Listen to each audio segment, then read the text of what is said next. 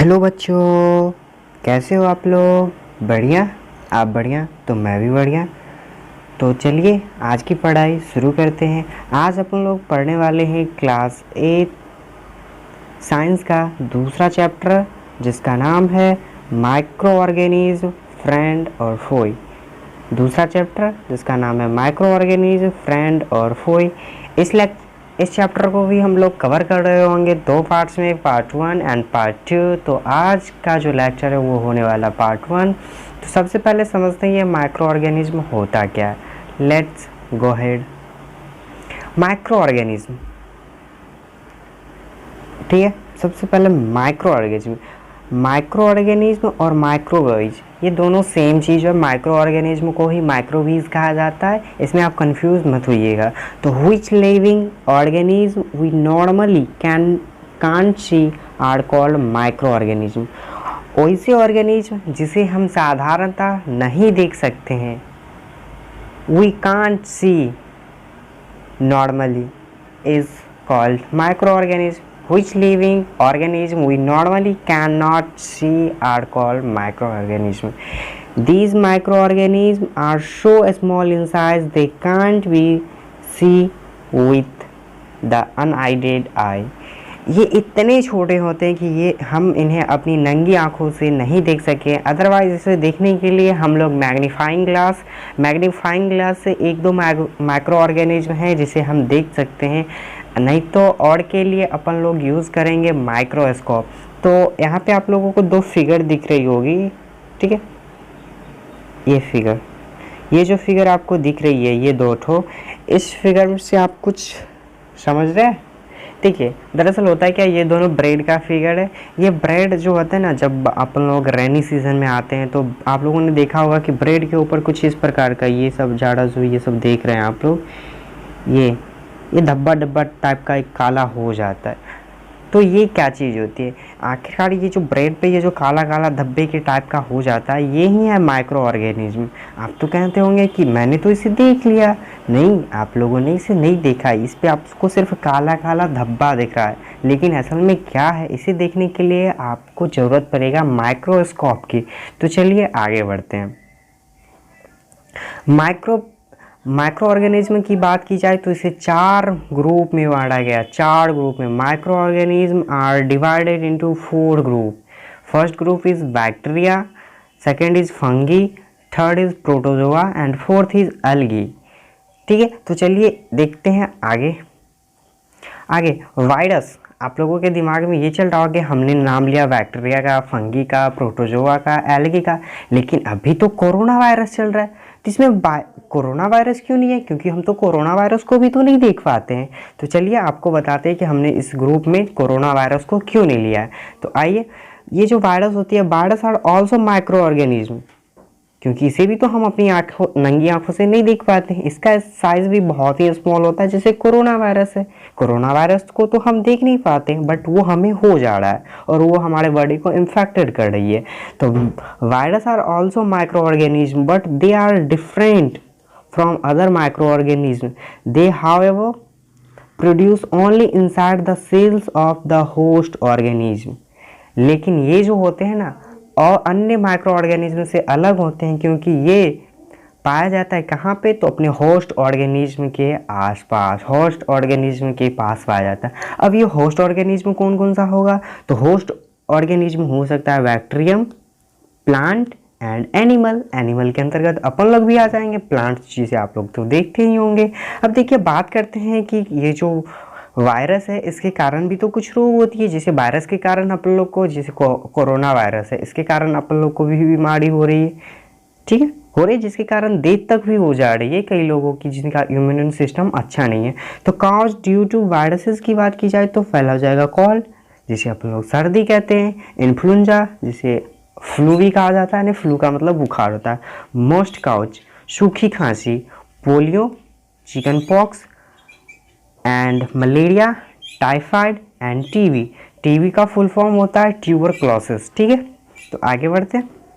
आगे अपना लोग को पढ़ना है आखिरकार ये जो माइक्रो ऑर्गेनिज्म होता है, हम तो इसे अपनी नंगी आंखों से नहीं देख सकते, लेकिन ये रहता है कहाँ, एग्जैक्ट में रहता है कहाँ? तो microorganism lives all types of environment, ranging from ice cold climate to hot spring and desert to marshy land and also found inside the body of human. ये जो माइक्रो ऑर्गेनिज्म होते हैं ना, ये ऑल टाइप्स के environment में पाया जाता है। अपन लोग तो एक इन्वायरमेंट से दूसरे इन्वायरमेंट में जाती है और जान जाने लगती है, बाप रे हम तो यहाँ नहीं रह सकते। लेकिन ये जो माइक्रो ऑर्गेनिज्म होते हैं ना, ये ऑल टाइप्स ऑफ इन्वायरमेंट में रह सकते हैं। जैसे आइस कोल्ड क्लाइमेट, ये जो दिख रहा है आपको फिगर, ये। उसके बाद हॉट स्प्रिंग, ये जो दिख रहा है, गर्म से गर्म जगह पे भी, डिजर्ट यानी कि मरुभूमि में भी रह सकता है। मार्सी लैंड यानी कि जिस जगह पे पानी लगा हुआ होता है उसे मार्सी लैंड कहा जाता है, जिस, ठीक है। And also found inside the body of animals. ये बात तो बड़ा दिक्कत वाली बात है, अपन लोग भी तो एनिमल है, अपन लोग के अंतर्गत भी पाया जाता है। हाँ, रियली में माइक्रो ऑर्गेनिज्म अपन लोग के अंदर भी पाया जाता है, एनिमल्स के बॉडी के इंसाइड भी पाया जाता है, ठीक है। तो चलिए आगे बढ़ते हैं। आगे अपन लोग की बात करें तो माइक्रो ऑर्गेनिज्म को अगर हम फर्दर क्लासीफाई करें अपने लाभ के हिसाब से, जैसे कि कोई होता है ना कि बहुत सारे माइक्रो ऑर्गेनिज्म होते हैं जो हमारे लिए फ्रेंडली होते हैं, बहुत सारे होते हैं हार्मफुल होते हैं।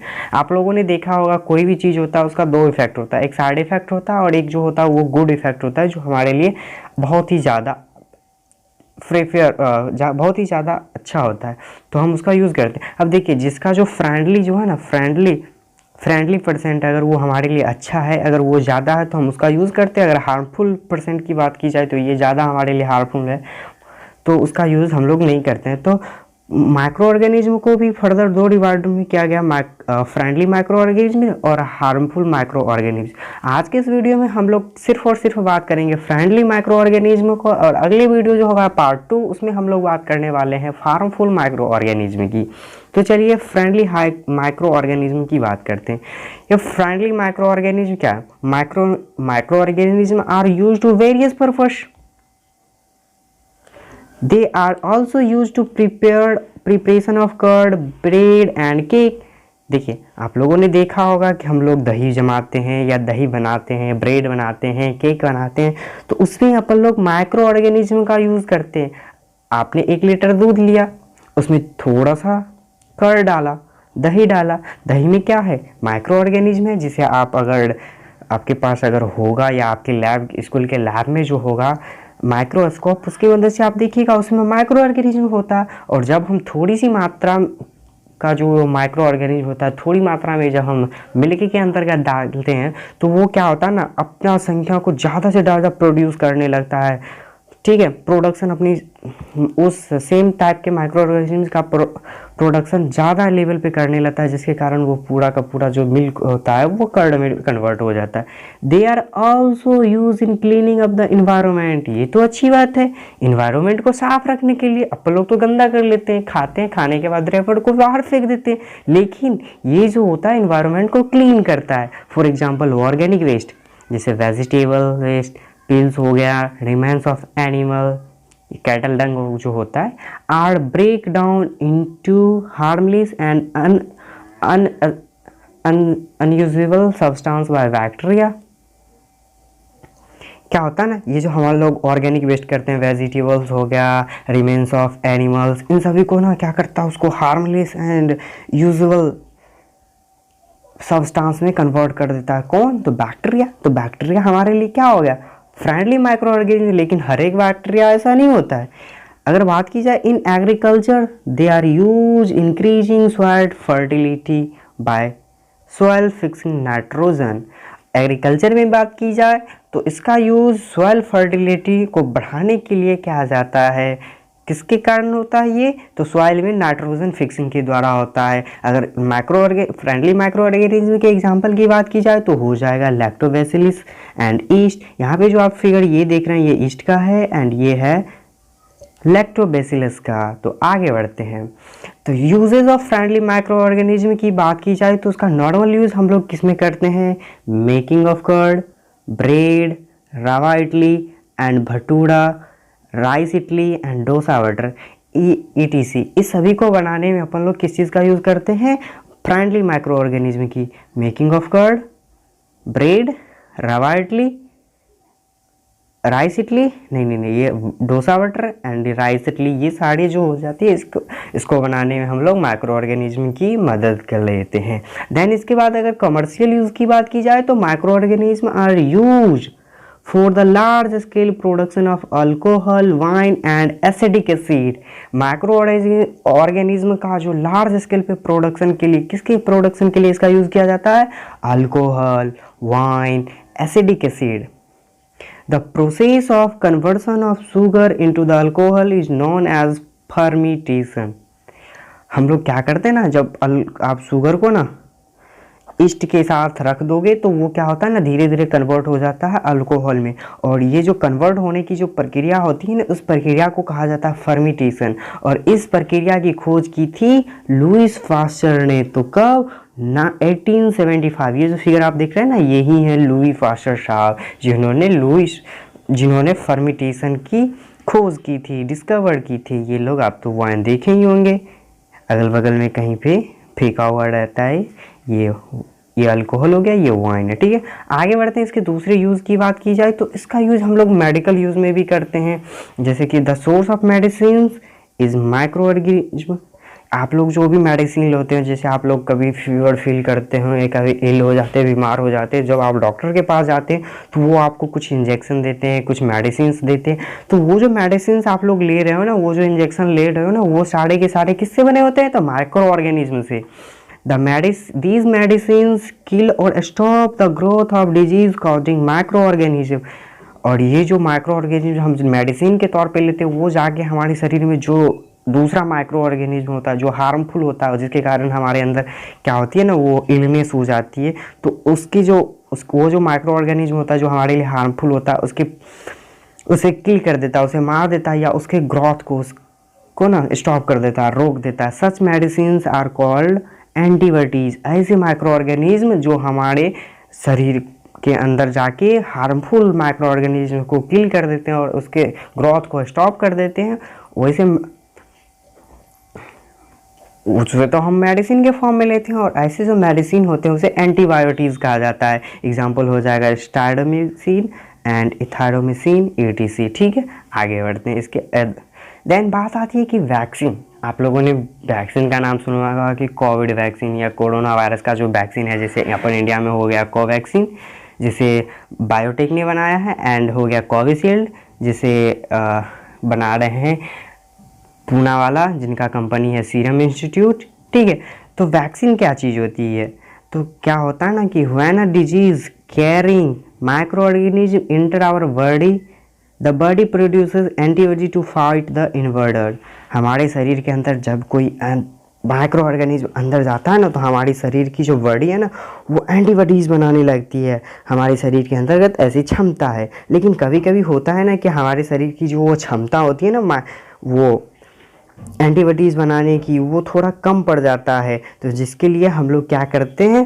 वैक्सीन लगाते हैं। वैक्सीन में क्या होता है? वैसे ही माइक्रो ऑर्गेनिज्म होते हैं जो हमारे शरीर के अंदर जाकर एंटीबॉडीज़ बनाने लाते हैं। तो वैक्सीन भी क्या हो जाता है? Micro organism.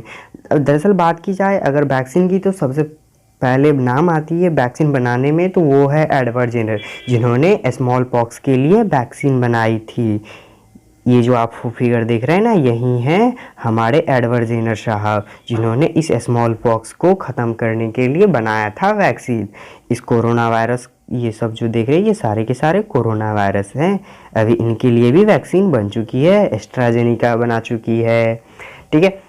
उसके बाद मॉडर्ना हो गया, उसके बाद कोविशील्ड हो गया अपन इंडिया का, कोवैक्सीन हो गया, एंड एक DRDO भी बना रही है, एक दवाई है जिस पे रिसर्च चल रहा है अभी, ठीक है। अगर वो भी बन जाता है तो अपने इंडिया में भी 3 वैक्सीन हो जाएगी, ठीक है। तो आगे बढ़ते हैं। इसके अगर चौथे यूज़ की बात की जाए तो इंक्रीजिंग सॉइल फर्टिलिटी। सॉइल की जो फर्टिलिटी होती है ना, उसे बढ़ाने के लिए इसका यूज़ किया जाता है माइक्रो ऑर्गेनिज्म का। Some bacteria are able to fix nitrogen from the atmosphere to enrich soil with nitrogen and increases its fertility. क्या होता है ना कि अपन लोग का भी शरीर है या फिर एनवायरनमेंट है, एनवायरनमेंट में सबसे ज़्यादा क्या है, कौन सा गैस है? तो 78% तो नाइट्रोजन ही है। तो ऑब्वियस सी बात है कि जब इन्वायरमेंट में ही उतना ज़्यादा गैस है, अगर गैस के फॉर्म में अगर बात की जाए अपने एटमॉस्फेयर में 78% तो नाइट्रोजन है, तो हमारे शरीर में भी तो नाइट्रोजन होगा। जो हम पौधे लगाते हैं उसके अंतर्गत भी होगा, जो हम क्रॉप लगाते हैं उसके अंतर्गत भी तो होगा। ज़्यादा से ज़्यादा मात्रा तो नाइट्रोजन का ही होगा। तो क्या होता है ना, ऐसे कुछ बैक्टीरियाज होते हैं जो हमारे सॉइल के अंतर्गत नाइट्रोजन की क्षमता या नाइट्रोजन की उपस्थिति को बढ़ा देते हैं। तो these microorganisms are commonly called biological nitrogen fixer. और ऐसे जो होते हैं जो हमारी मिट्टी की नाइट्रोजन, मिट्टी में जो नाइट्रोजन की मात्रा होती है उसे बढ़ा देता है, उसे नाइट्रोजन फिक्सर्स कहा जाता है। एंड इसके फिफ्थ अगर बात की जाए, पांचवा जो होता है इसका यूज़, उसकी बात की जाए तो क्लीनिंग द इन्वायरमेंट, हमारे इन्वायरमेंट को साफ करने के लिए। इसके लिए आप एक प्रयोग कर सकते हैं, आप 2 थैला लीजिए, किसी भी चीज़ का ले सकते हैं, उसे पॉलीथीन का लीजिएगा, उसमें आप एक के अंदर क्या कीजिए, प्लास्टिक वगैरह डालिए एक पॉलीथीन में जिसका नाम ए रख लीजिए। एंड दूसरा लीजिए, उसमें आप लोग ऑर्गेनिक वेस्ट, जैसे कि आपके बचा हुआ खाना या खाना बनाते समय जो बच जाता है वो सारे से डालिए, और दोनों को कुछ टाइम के लिए ना एक जगह पे रख दीजिए, ना नमी हो, नहीं भी होगा अदरवाइज तो चलेगा। तो क्या होता है ना कि आप कुछ समय बाद देखेंगे कि वो जो जिस थैले में आपने प्लास्टिक को रखा था उस थैले में प्लास्टिक एज इट इज़ जैसे मैंने पहले रखा था, उसमें कोई चेंजिंग नहीं होती। लेकिन जिस थैले में आपने ये रखा था ना ऑर्गेनिक वेस्ट, वो बाद में कन्वर्ट होके इस फॉर्म में आ जाता है। ठीक है, इस फॉर्म में आ जाता है।